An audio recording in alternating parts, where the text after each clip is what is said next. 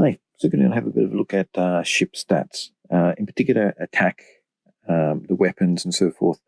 This is just a basic introduction. I don't actually claim to be an expert in this, but hopefully it gives you a little bit more insight if you're just relatively new to it all. So we're going to have a look at the ship, and I'm going to go over to the details tab, and I'm going to start from the health.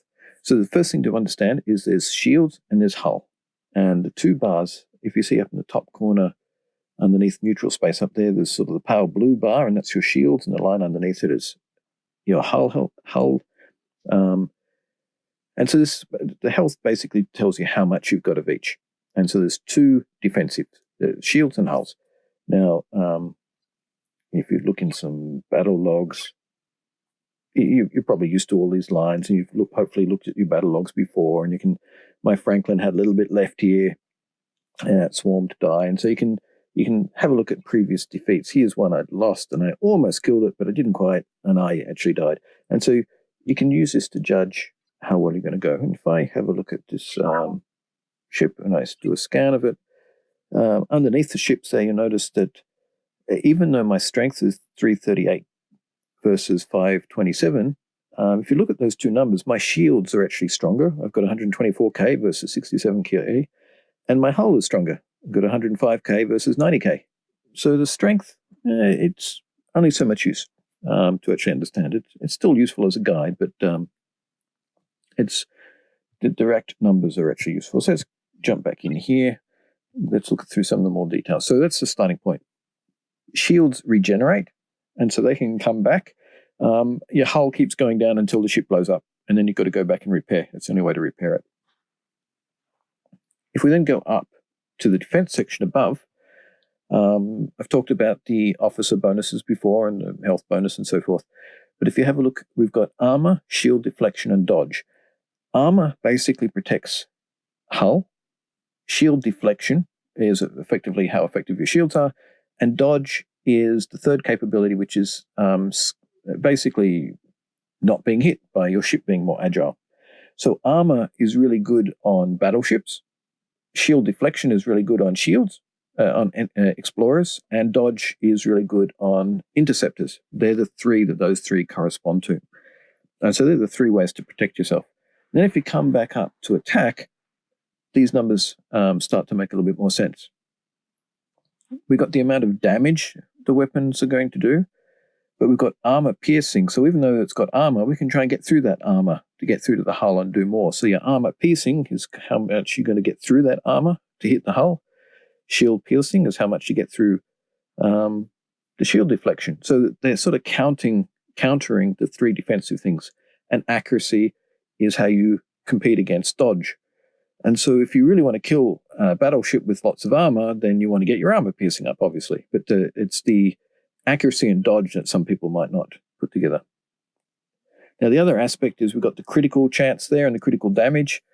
Every so often you do a critical hit, and this one's going to be plus 165% and a 12% chance of it happening. And so the critical hits are really good because they make bigger impact. And for a Saladin in particular, I like putting a Gorkan crew on because they increase the chance of critical hits near the beginning. And the Saladin's really good if it's a quick defeat. Like it just hits hard, gets in there, wipes it out. What else is worth looking at here? So let's go have a look at another ship now. I'm just going to call this one back home and have a look at my Legionary, just because it's another one. So if you have a look at the details here, what you'll discover is, if we have a look at like its armor, this one's got 29k of armor. So it's got lots of armor. And if we look at the hull, it's got lots of health, basically lots of hull. And that's the strength of the battleship. It can survive being beaten up a lot. If we swap back to the Saladin, for example, it's still got some hull, but it's mainly an attacking vessel. It's got armor piercing, which is why it's good against battleships, and it relates to the combat triangle as well. And it's got a bit of shield and a bit of accuracy, but it's got lots of dodge. It doesn't have any armor to speak of. It's got 20k in dodge. And so the different ships in the different categories have different strengths based on those three capabilities. And that's the fundamentals. If you want to beef things up, so if you try and increase armor on an interceptor, it's not going to do very much, because like a 60% boost of a small number, it's not going to get much higher.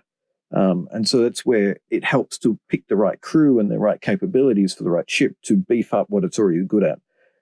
I'll have, if I have a look, come back over here to my battleship. I've got Libus on it, for example, because he adds 30% hull to a battleship, and that just has a big increase because the core amount of hull on it was already big, and so it's beefing it up even more. One last thing, if we just have a look at some upgrades. So one of the things you can look at when you're looking at the upgrades is to sort of say, well, hey, should I get this new improved armor?